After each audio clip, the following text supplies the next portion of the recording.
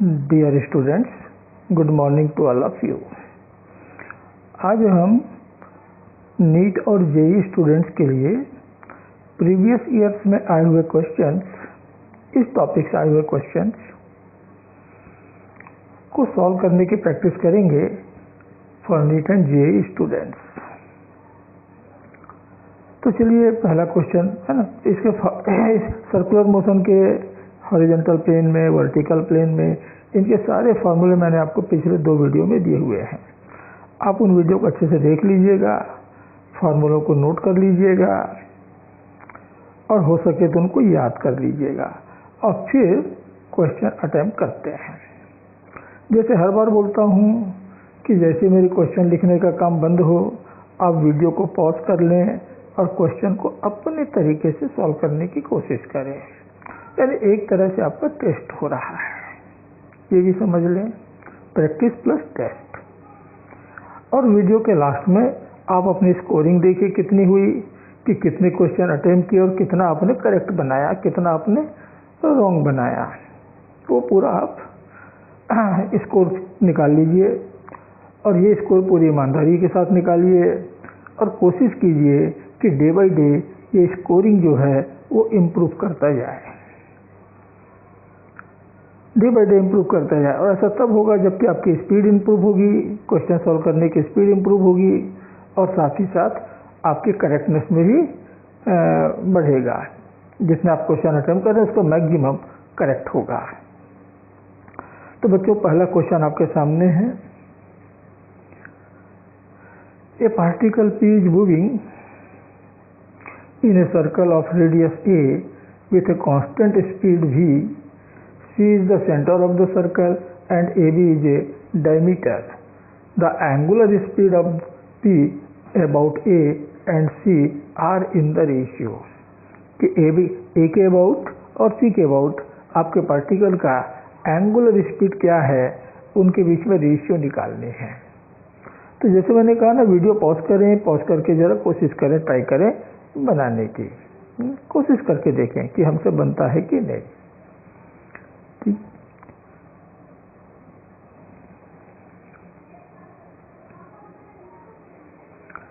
तो बच्चों, अब तक आपने अटेम्प्ट कर लिया होगा, सॉल्व भी कर लिया होगा। अब जरा इसका करेक्ट आंसर देखें, तो इसका करेक्ट आंसर आना चाहिए बी, 1:2। अब ये होगा कैसे? तो एक सर्कल है, ये सर्कल, इसका ये डायमीटर और ये सेंटर सी, इसका मिड पॉइंट। अब पार्टिकल पी मान लो ए से स्टार्ट होता है, अपने को कहाँ से निकालना है? पी ए एंड सी। तो चलिए, पार्टिकल मान लो बी से स्टार्ट हुआ और घूमता हुआ यहाँ आ गया किसी टाइम टी के बाद। कितना एंगुलर डिस्प्लेसमेंट हुआ? तो सी से देख रहे हैं तो ये θ1 और ए से देख रहे हैं तो इतना θ2, θ1 और θ2 का angular displacement with respect to C and with respect to A हमको मिला। ठीक है, तो यह इसके लिए एंगुलर स्पीड मान लीजिए ω1 है। सी से देखने पर एंगुलर स्पीड ω1 और ए से देखने पर ω2, या ωc कह सकते हो और ωa कह सकते हो। तो ωc कितना होगा?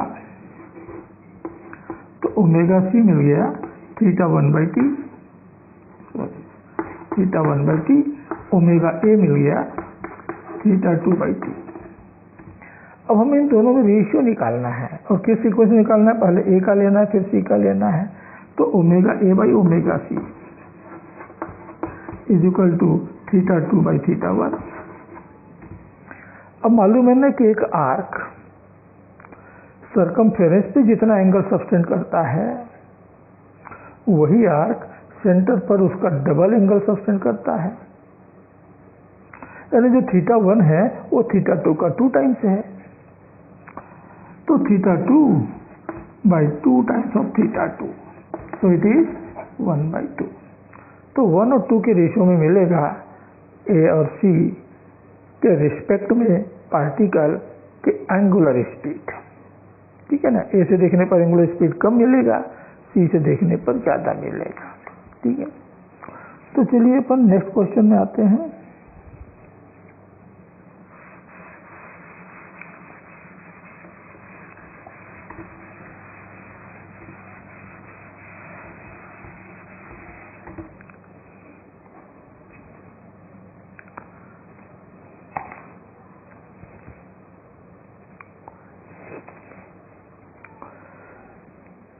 Next question.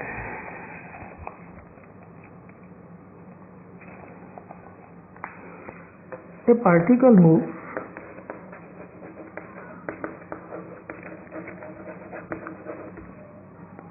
in a circle of radius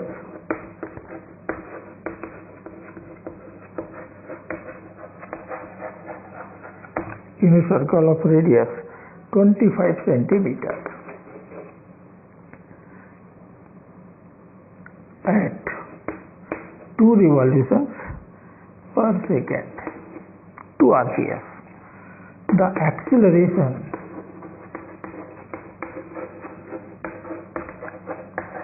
of the particle in metre per second square metre per second square में इसका एक्सेलरेशन कितना होगा। तो देखिए ऑप्शन दिए हुए हैं पाई स्क्वायर, 8 पाई स्क्वायर,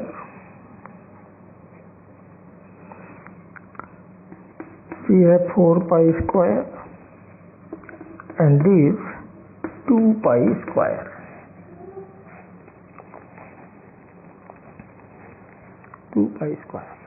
तो जैसे मैंने कहा ना कि अपनी स्कीम है कि हम वीडियो पॉज करेंगे, क्वेश्चन को सॉल्व करेंगे। तो पॉज करके क्वेश्चन सॉल्व कर डालिए। ठीक, देखिए कि कौन सा ऑप्शन करेक्ट आ रहा है। तो बच्चों अब तक आप लोगों ने क्वेश्चन अटेम्प्ट कर लिया होगा, सॉल्व भी कर लिया होगा, तो आपको आंसर मिला होगा सी। जिन बच्चों का मिल गया वेरी गुड, बहुत अच्छी बात है। जिनसे नहीं बन पाया या जिन्होंने कोशिश तो किया लेकिन गलत हो गया, वो जरा इधर देखें। यहाँ पर रेडियस हमको दे रखा है 25 सेंटीमीटर मीन्स 25/100 मीटर यानी 1/4 मीटर, इतना हो गया। अब ओमेगा के लिए मैंने एक फॉर्मूला आपको बताया था, omega is given by 2 pi into RPS, 2 pi into RPS. तो कितना हो गया, आरपीएस हमको दे रखा है 2 यानी कि 4 पाई। अब सर्कुलर मोशन में जो एक्सेलरेशन होता है that is the centripetal acceleration, और सेंट्रीपिटल एक्सेलरेशन ये होता है omega square r, omega square r. तो ओमेगा के स्क्वायर कीजिए तो 16, 4 का स्क्वायर 16 पाई स्क्वायर, और आर हमको दिया हुआ है 1/4 इन मीटर, तभी तो ये मीटर पर सेकेंड स्क्वायर में आएगा। तो आपको मिल गया C. The 4 pi square is the angular centripetal acceleration of the particle. तो चलिए नेक्स्ट क्वेश्चन में हम आते हैं।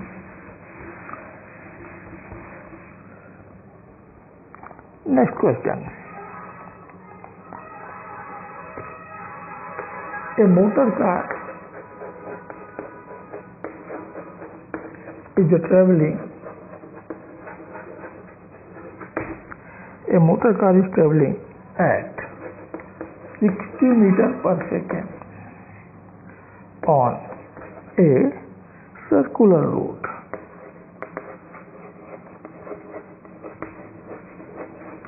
of radius 1200 meters.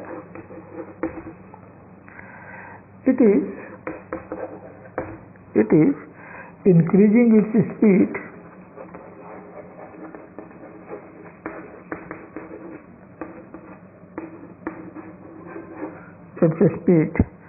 at the rate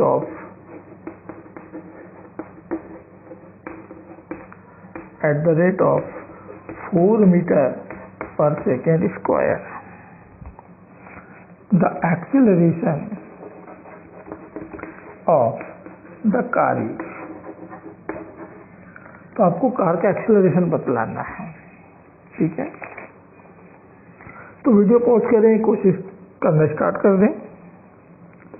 तो पहला आंसर दे रखा है 3 metre per second square, second है 4 metre per second square, third है 5 metre per second square and last है 7 मीटर पर सेकेंड स्क्वायर। तो आपको बताना है कि इसमें से कौन सा करेक्ट होगा। ठीक, इसमें से कौन सा करेक्ट होगा। तो वीडियो पॉज कर लिया होगा और बनाना स्टार्ट कर दिया, कुछ तो कर चुके होंगे। तो चलिए, अब तक आप सबने बना लिया होगा। करेक्ट आंसर आपको मिला होगा सी, acceleration is 5 metre per second. हमारी जो कार है एक सर्कुलर रोड में चल रहा है, इस तरह से सर्कुलर रोड में चल रहा है जिसकी रेडियस है r। अब यहाँ पर जब वो पहुंचा है तो उसकी स्पीड है 60 metre per second.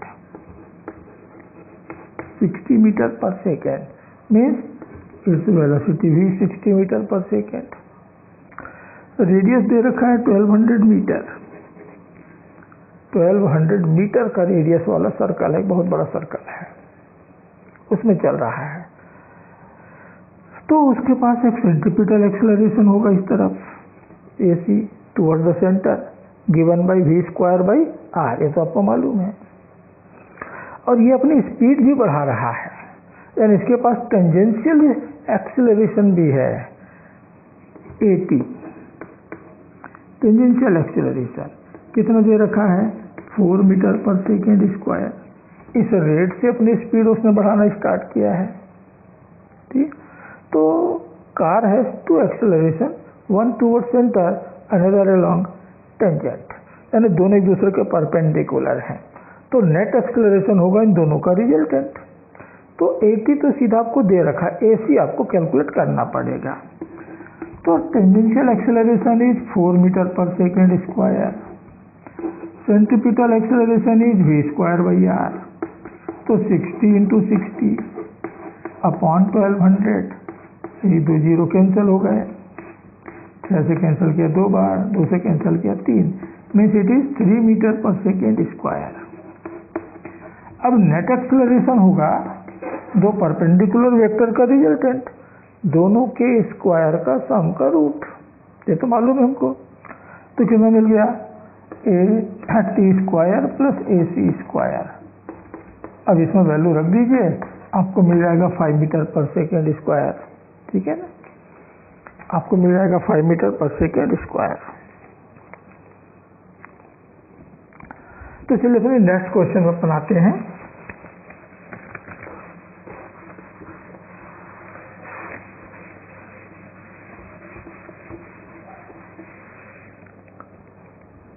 Next question,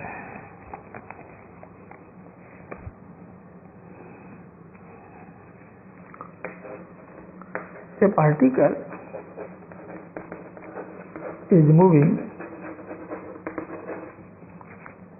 particle is moving along a circular path with uniform speed.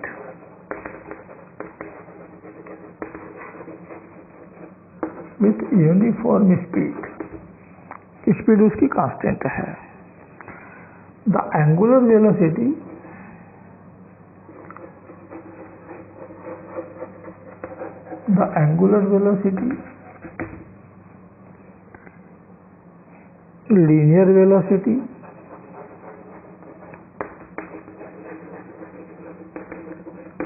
linear velocity angular acceleration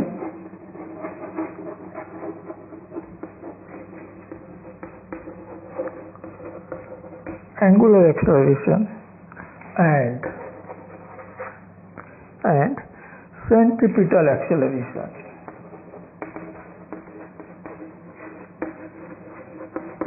And centripetal acceleration of the particle are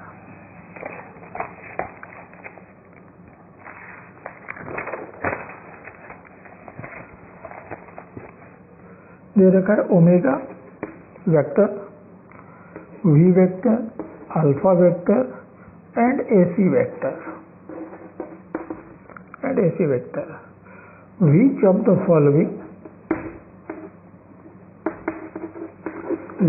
the following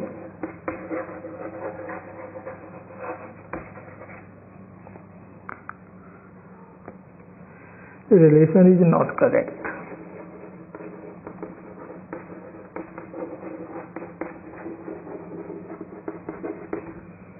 मैं कुछ रिलेशन नीचे लिख रहा हूं, उसमें से कौन सा करेक्ट नहीं है ये हमको बतलाना है।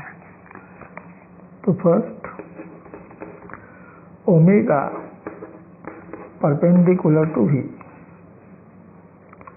Second omega perpendicular to alpha, third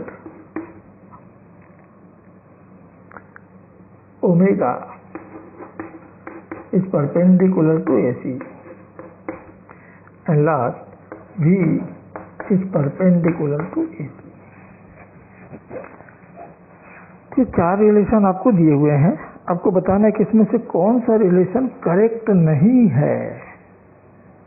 इसका मतलब कि 3 रिलेशन करेक्ट हैं, एक नहीं, वो आपको ढूंढना है।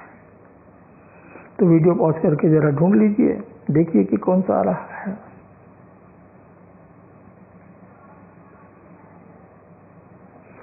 तो बच्चों, अब तक आप लोगों ने करेक्ट ऑप्शन ढूंढ लिया होगा और वो आपको मिला होगा बी।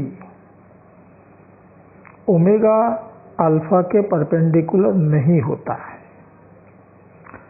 मैंने आपको कुछ एक्सियल वेक्टर बतलाया था। एंगुलर डिस्प्लेसमेंट एक एक्सियल वेक्टर है, एंगुलर वेलोसिटी एक्सियल वेक्टर है, एंगुलर एक्सेलरेशन एक्सियल वेक्टर है, यानी सब के सब एक्सिस के पैरेलल हैं। जिधर एक्सिस उधर ये काम करते हैं। वी टेंजेंशियल वेक्टर है, वेलोसिटी वेक्टर जो होगा पार्टिकल हमेशा सर्कल के टेंजेंट की तरफ, और एसी रेडियल वेक्टर है, यानी हमेशा रेडियस की तरफ होगा, हमेशा रेडियस की तरफ। इस तरह का सर्कल है तो एसी इस तरफ मिलेगा, वी इस तरफ मिलेगा, और बाकी के 3 वेक्टर, 3 नहीं 2, बाकी के 2 वेक्टर ओमेगा और अल्फा ये सेंटर से जाने वाले परपेंडिकुलर लाइन, सेंटर से जाने वाले परपेंडिकुलर लाइन की डायरेक्शन में होंगे, एक्सिस की डायरेक्शन में होंगे।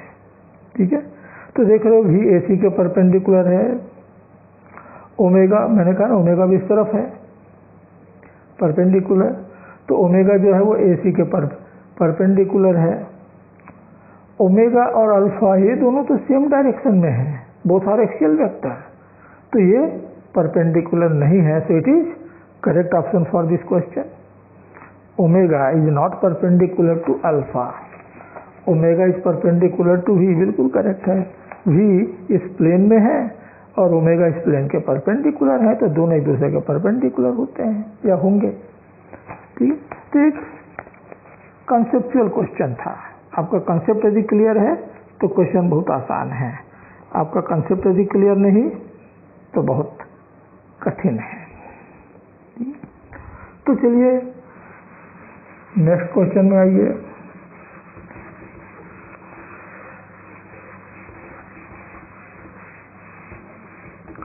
नेक्स्ट क्वेश्चन कहता है a particle is moving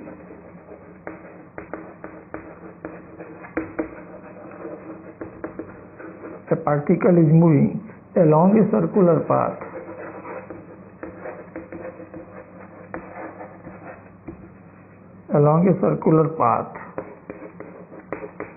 of radius 5 meter with a uniform speed 5 meter per second. What will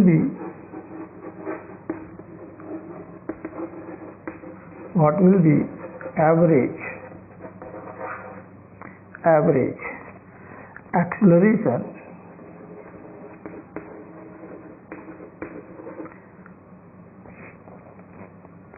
when the particle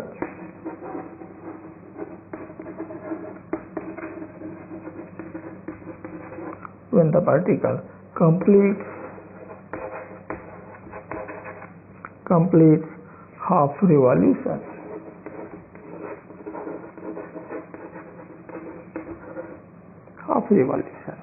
आधा चक्कर लगा लिया, तब उसके पास कितना इस पूरी जर्नी का, आधे चक्कर पूरा लगाने वाली जर्नी का एवरेज एक्सेलरेशन कितना होगा हमको बताना है। आंसर दे रखा है 0 10 metre per second square,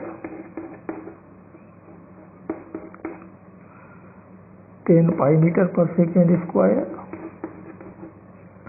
and last one is the 10 by pi metre per second square. तो वीडियो पॉज करें, क्वेश्चन को जरा अटेम्प्ट करें, बनाने की कोशिश करें, देखिए कि कौन सा ऑप्शन करेक्ट आ रहा है।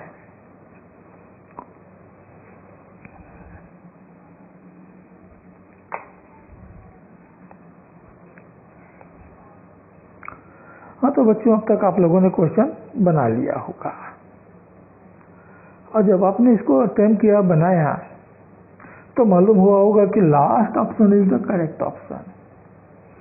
Last option is the correct option. आधा चक्कर लगाया, यहाँ से स्टार्ट हुआ v1 इक्वल टू v, और फिर वो यहाँ पहुँच गया v2 इक्वल टू v, क्योंकि उसका यूनिफॉर्म स्पीड है, स्पीड में चेंज नहीं आ रहा है, केवल डायरेक्शन चेंज हो गया।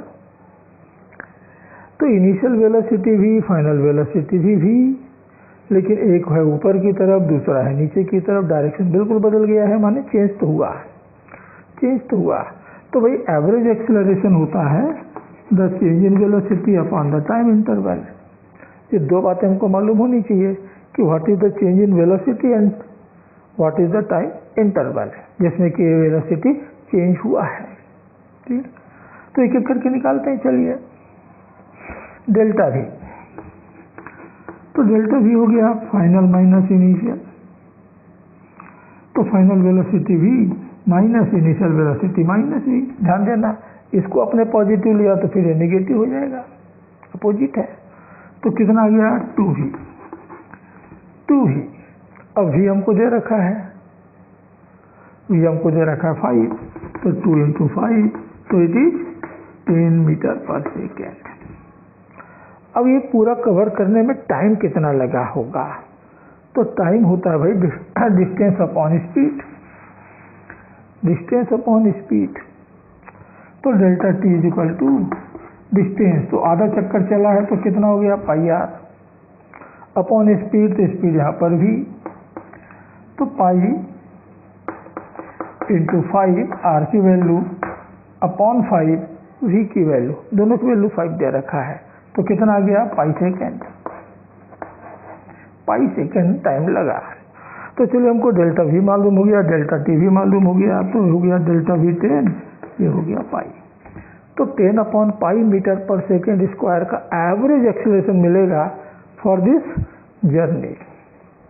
ये आधा चक्कर जो लगाया उस पूरी जर्नी का एवरेज एक्सेलरेशन इतना होगा। ठीक है, तो चलिए अपन नेक्स्ट क्वेश्चन में जंप करते हैं। करना बिल्कुल वैसी है जैसे मेरा क्वेश्चन लिखने का काम खत्म हो, आप वीडियो पॉज कर लेना, क्वेश्चन को सॉल्व करना, कोशिश करो कि क्वेश्चन हम सॉल्व करें। तो अगला है 2 स्फीयर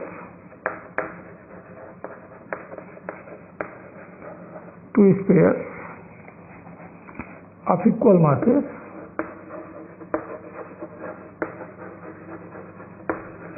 मासेस साथ में फिगर भी दिया हुआ है, ये फिगर दिया हुआ है।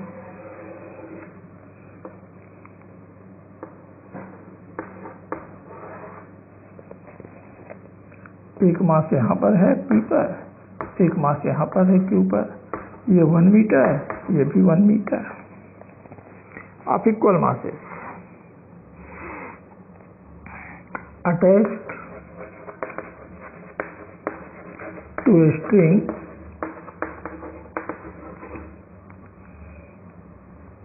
of length 2 meter.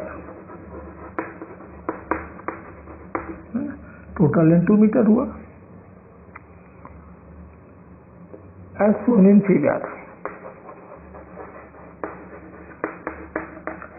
As shown in figure, the string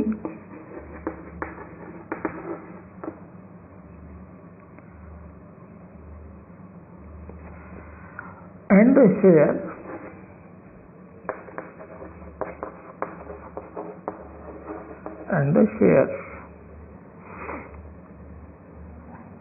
are then whirled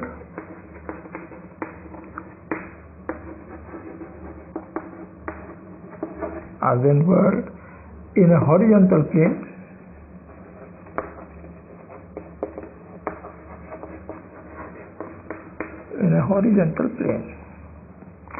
about O at a constant rate.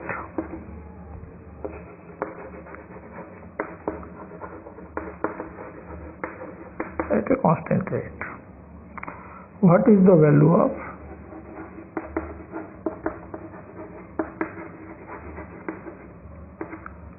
value of the ratio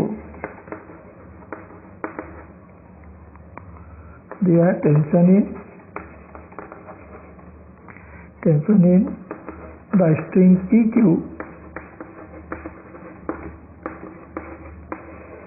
divided by tension in the string OP. इसके हमको रेशियो निकालना है, ठीक है। Option दिया हुआ है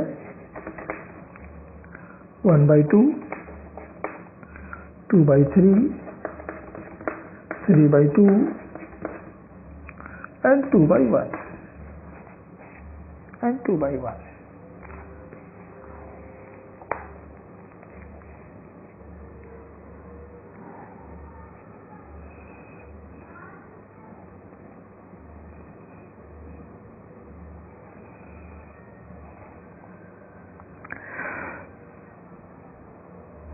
तो बच्चों अब तक आप लोगों ने बना लिया होगा। तो करेक्ट ऑप्शन आपको मिला होगा बी 2/3 कि दोनों स्ट्रिंग के टेंशन में जो रेशियो होगा वो 2/3 के बराबर होगा। चलिए मान लेते हैं कि यहाँ पर टेंशन T1 है, यहाँ पर टेंशन T2 है, ठीक है ना। इस P का मास m है, इस Q का भी मास m है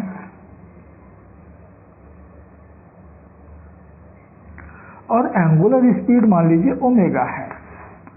घूमने की जो एंगुलर स्पीड है वो ओमेगा है। तो पार्टिकल P को सेंट्रीपिटल फोर्स देने वाले दो फोर्सेस हो गए, एक O की तरफ T2, एक Q की तरफ T1।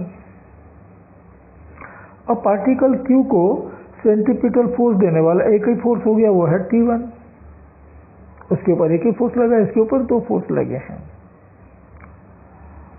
तो P के लिए क्या होगा? तो P के लिए हमको मिल रहा है T2 minus T1 equal to m omega square r। r की जगह 1 हो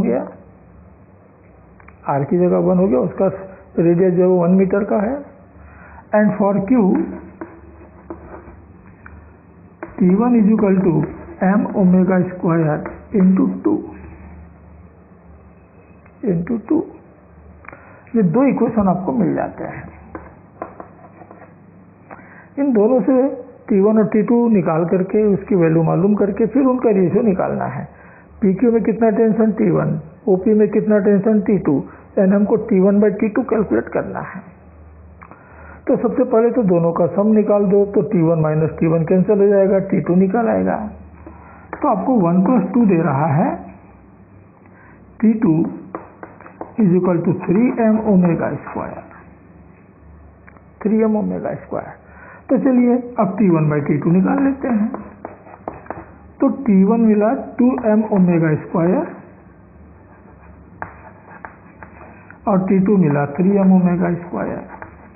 m ओमेगा स्क्वायर तो हो गया कैंसिल, तो क्या बचा 2/3, यानी बी आंसर हमारा करेक्ट होगा।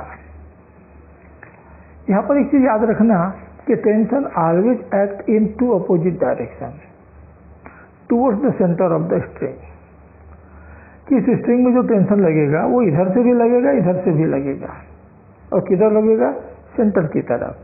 यहाँ जो टेंशन होगा वो भी सेंटर की तरफ, दोनों ओर से लगेंगे।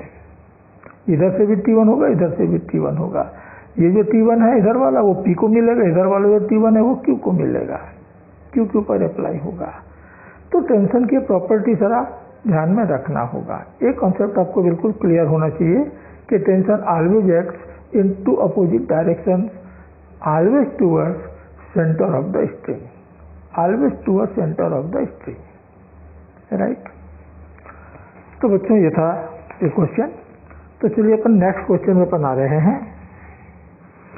Next question,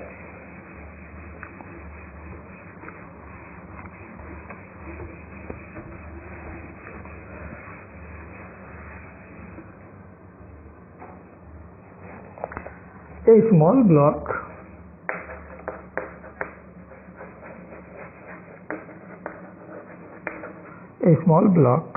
slides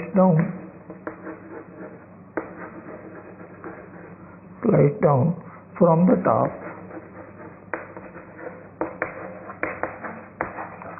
of a hemisphere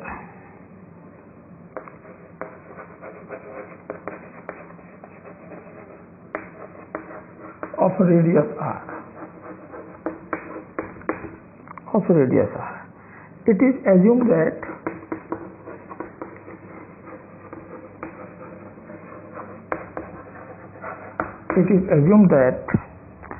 there is no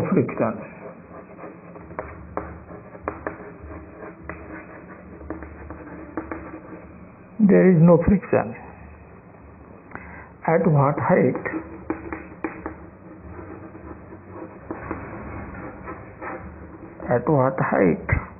h will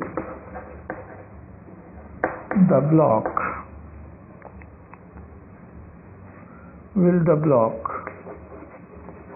lose contact with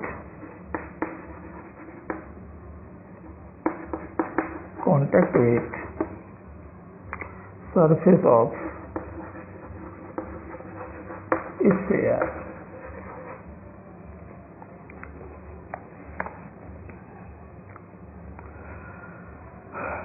तो इस तरह के हेमी स्फीयर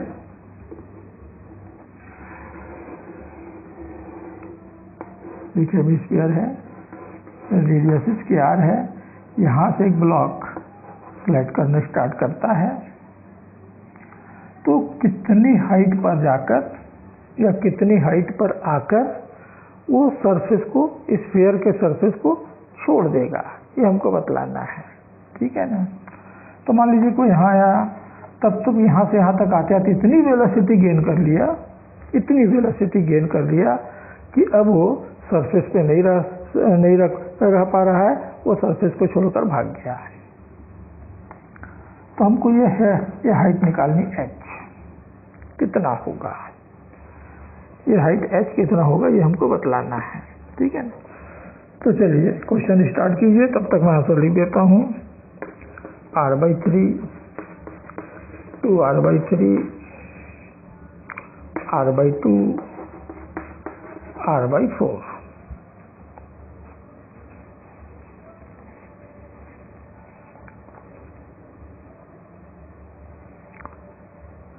तो बच्चों अब तक आपने अपना क्वेश्चन सॉल्व कर लिया होगा, आंसर निकाल लिया होगा। तो आपको मिला होगा the correct answer is 2r/3, यानी ये जो h है ये 2r/3 यानी इसके रेडियस का 2/3 होना चाहिए। अब कैसे होगा जरा देखते हैं। इसके पास यहाँ तक आते आते मान लीजिए वेलोसिटी v हो गया, ये इसका रेडियस r हुआ, यहाँ से एक परपेंडिकुलर इधर ड्रॉ कर दिया, ठीक है। ये ए, ये ओ, ये बी, और ये पॉइंट मान लीजिए सी है, ठीक है। ये पॉइंट मान लिया सी के बराबर है। ये जो रेडियस आर है वो वर्टिकल के साथ मान लो थीटा एंगल बना रहा है, यानी कितना एंगल घूम गया, ये थीटा एंगल घूमा। तो थीटा एंगल घूमा तो इतना वेलोसिटी उसको मिल गया कि उस वेलोसिटी के कारण अब वो सरफेस पे नहीं रह सकता, वो छोड़ दिया। सरफेस छोड़ने के लिए कंडीशन क्या होगी कि यहाँ से यहाँ तक जो आ रहा है तो सर्कुलर मोशन कर रहा है, और सर्कुलर मोशन के लिए सेंट्रीपिटल फोर्स चाहिए। अब वो सेंट्रीपिटल फोर्स कौन देगा? तो सेंट्रीपिटल फोर्स इस पार्टिकल का मास मान लीजिए m है, तो वेट हो गया mg। इस mg का जो कंपोनेंट इधर आएगा mg cos थीटा, मैं इसको इधर लिख दे रहा हूँ mg cos थीटा। ये mg cos थीटा ही सेंट्रीपिटल फोर्स है इस मोशन के लिए। लेकिन अगर ये सेंट्रीपिटल फोर्स सफिशिएंट ना हो, जितनी जरूरत है उससे छोटा हो, तो पार्टिकल फिर सर्कुलर मोशन नहीं कर पाएगा, छोड़ के भाग जाएगा, ठीक है, छोड़ के भाग जाएगा। तो condition to leave the surface वो है mg cos theta should be less than or equal to mv square by r, इतना होना चाहिए। यानी जिस समय बराबर हुआ बस अब वो छोड़ने वाला है, और थोड़ा और नीचे आएगा, एक मिलीमीटर के भी 10th पार्ट 0.1 मिलीमीटर वो थोड़ा और नीचे आया, वेलोसिटी बढ़ गई, और वेलोसिटी बढ़ी तो इधर वाला तो बड़ा हो गया, इधर वाला छोटा हो गया। अब वो सरफेस पे नहीं रह सकता, सरफेस को छोड़ के भाग जाएगा।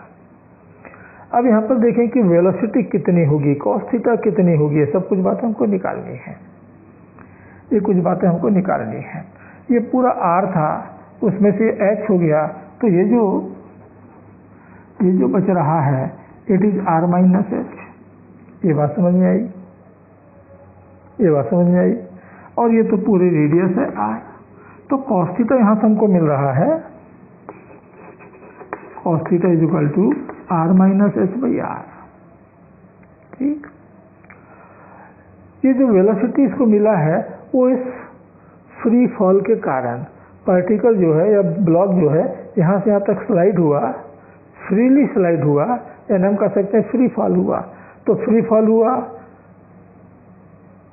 एक मिनट, ये तो h है, इधर वाला r माइनस h होगा, this is r minus h, ठीक है।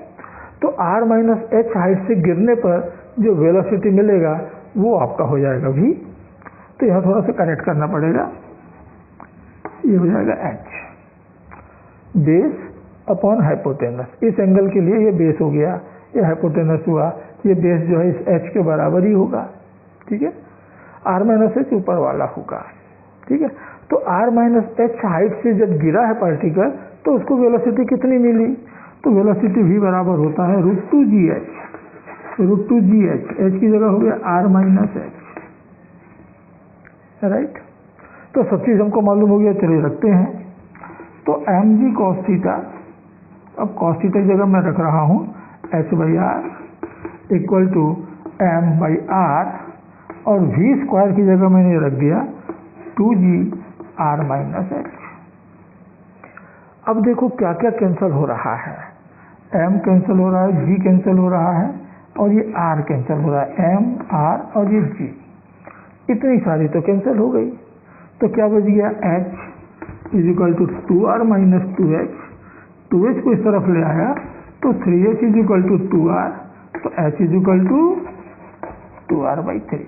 तो 2r बाई 3 हाइट पर जब वो पहुंचेगा, यहाँ से जब वो 2r बाई 3 हाइट पर पहुंचेगा तो स्फीयर के सरफेस को छोड़ के भाग जाएगा, ठीक है ना। तो फिर उसके पास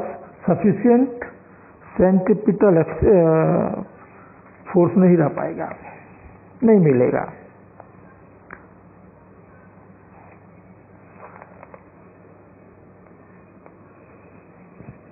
तो चलिए नेक्स्ट प्रॉब्लम में हम चलते हैं।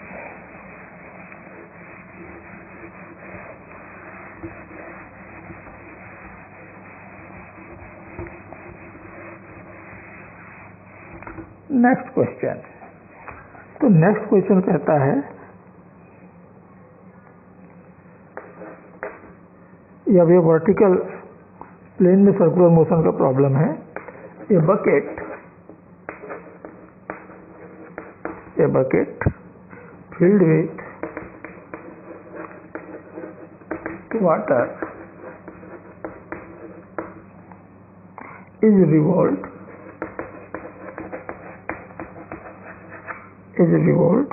in a vertical circle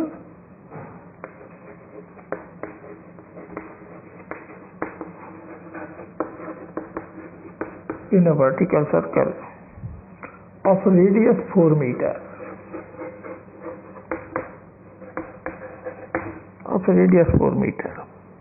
If g equal to 10 meter per second square, the time period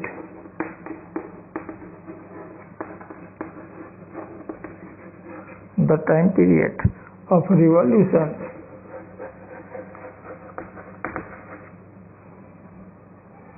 will be nearest to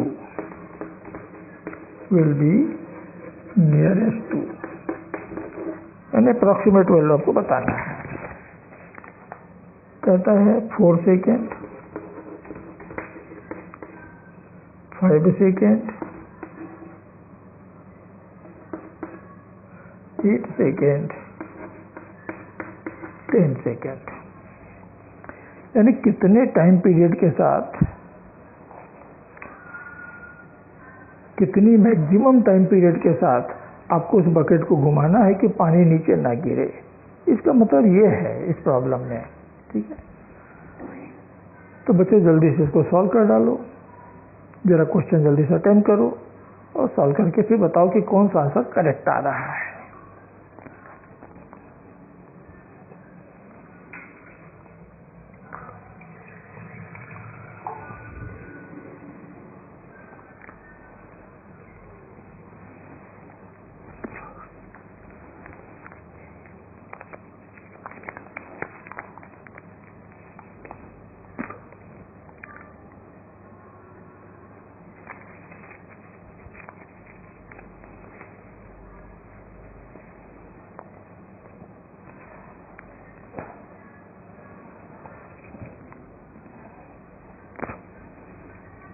तो डियर फ्रेंड्स, अब तक आप लोगों ने बना लिया होगा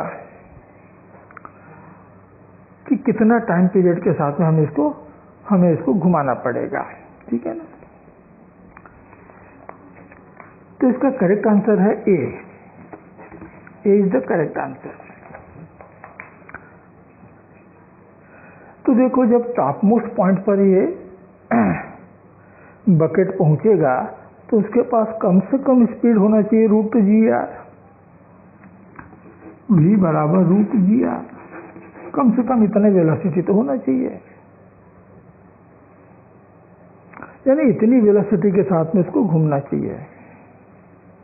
हम उसको कांस्टेंट स्पीड से घुमा रहे हैं, तो ऊपर में जो स्पीड है √GR, उतने स्पीड से इसको घूमते रहना चाहिए।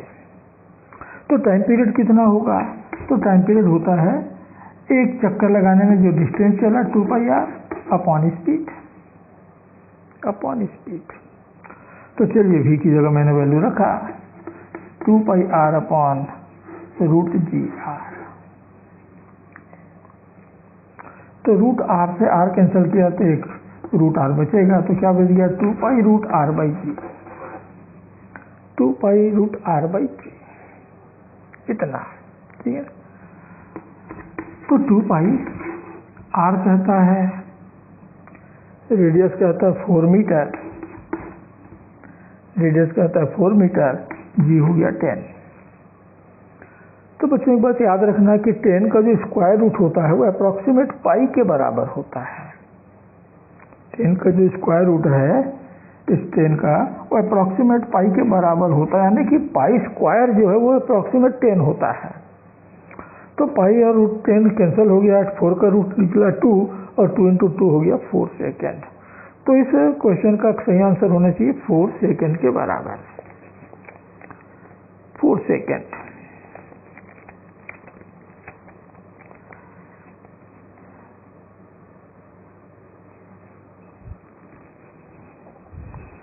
तो चलिए अगले क्वेश्चन में अपन आ रहे हैं। ये भी वर्टिकल सर्कल या वर्टिकल प्लेन में सर्कुलर मोशन का ही प्रॉब्लम है। A stone of mass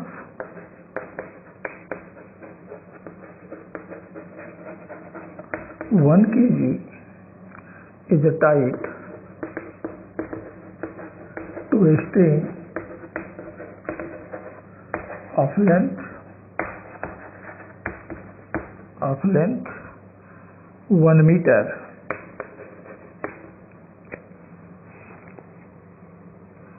and work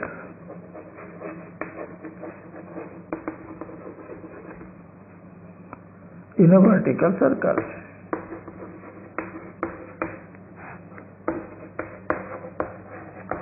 In a vertical circle, the velocity of a stone at the bottom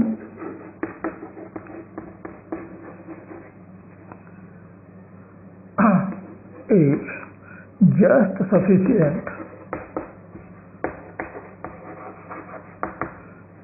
sufficient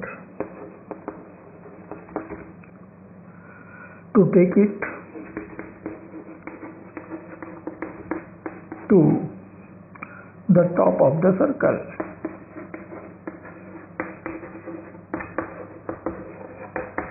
Top of the circle without slacking.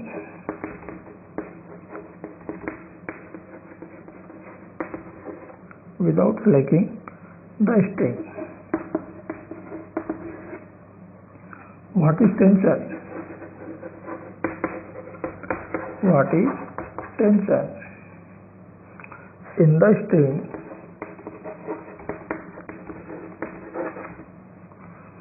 at the top of the circle?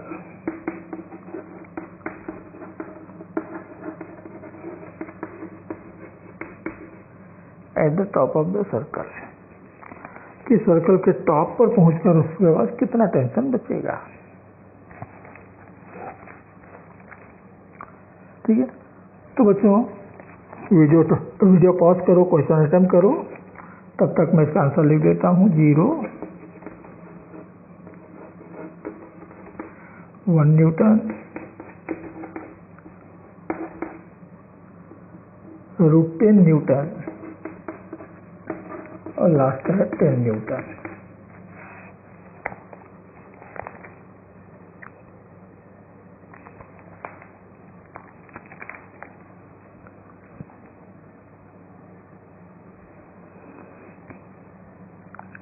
ये circle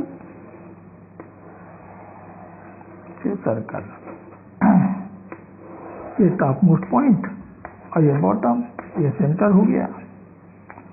तो यहाँ पर पहुंचा वो v velocity के साथ या v2 velocity के साथ, यहाँ से जब वो चल रहा है v1 वेलोसिटी के साथ। तो जब वो यहाँ पहुंचा तो यहाँ पर उसका वेट हो जाएगा mg और टेंशन हो जाएगा t। ये दोनों मिलकर सेंट्रीपिटल फोर्स प्रोवाइड करेंगे। ठीक है, ये v2 जो टॉप मोस्ट पॉइंट पर जो मिनिमम वेलोसिटी होता है √gr, बॉटम पर होता है √5gr, सबसे ऊपर होता है √gr। और ठीक जब स्ट्रिंग हॉरिजॉन्टल हो जाता है तब उसके पास स्पेस होता है √3gr। ये आपको मालूम होना चाहिए।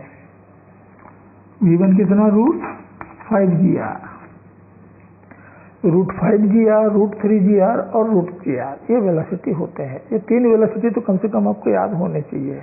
तो चलिए इक्वेशन बनाइए। तो T प्लस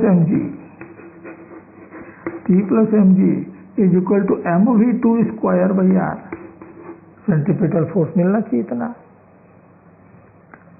तो T बराबर m/r, अब V2 स्क्वायर की वैल्यू में रख रहा हूँ GR माइनस mg, तो mg हो गया cancel, R cancel, mg cancel, तो T = 0। तो जब एक पार्टिकल एक वर्टिकल प्लेन में सर्कुलर मोशन करता है विथ मिनिमम वेलोसिटी, तो टॉपमोस्ट पॉइंट पर टेंशन 0 होता है, जबकि लोवेस्ट पॉइंट पर टेंशन 6 mg के बराबर आता है। फार्मूला मैंने बताया आपको, ठीक है ना। अब इसी क्वेश्चन से रिलेटेड एक दूसरा क्वेश्चन, इसी से रिलेटेड दूसरा question,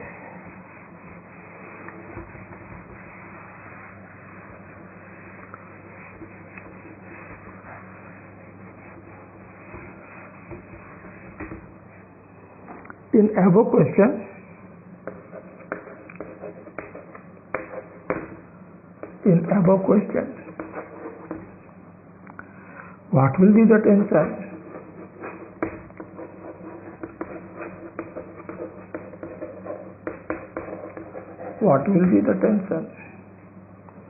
in the string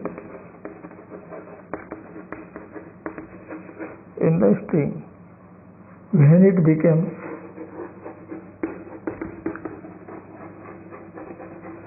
it becomes horizontal?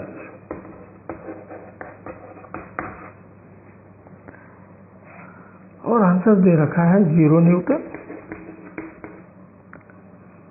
1 Newton, 10 Newton और 30 न्यूटन। तो जब स्ट्रिंग हॉरिजॉन्टल हो गया तो अभी मैंने बताया कि पार्टिकल की स्पीड जो होती है √3gr होता है, और इस समय इसका वेट mg तो इधर लगेगा वर्टिकली डाउनवर्ड, और टेंशन इस तरफ लगेगा। तो यहाँ पर mg का कोई रोल ही नहीं है, जो भी रोल है सर्कुलर मोशन कराने में वो केवल टेंशन का है। टेंशन ही है जो सेंट्रीपिटल फोर्स देगा। यहाँ mg का रोल होता है, यहाँ भी mg का रोल होता है, वहाँ पर नहीं होगा, क्योंकि mg सेंट्रीपिटल फोर्स जिस तरफ होता है उसके ठीक परपेंडिकुलर हो गया, तो इसका कोई कंपोनेंट इधर नहीं आएगा, 0 होगा उधर कंपोनेंट। तो यहाँ पर केवल टेंशन के कारण इसको सेंट्रीपिटल फोर्स मिला है। तो कितना होना चाहिए? तो T बराबर mg²/r, इतना होना चाहिए।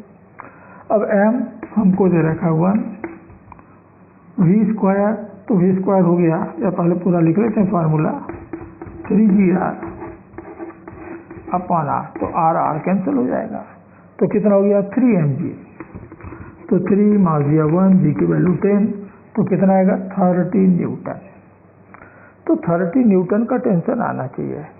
ये सारे फार्मूले मैंने आपको पिछले वाली वीडियो में बताए हुए हैं, आप उन वीडियो को एक बार देखिएगा। Motion in horizontal, circular motion in horizontal plane, circular motion in vertical plane, अलग अलग 2 वीडियो बने हुए हैं।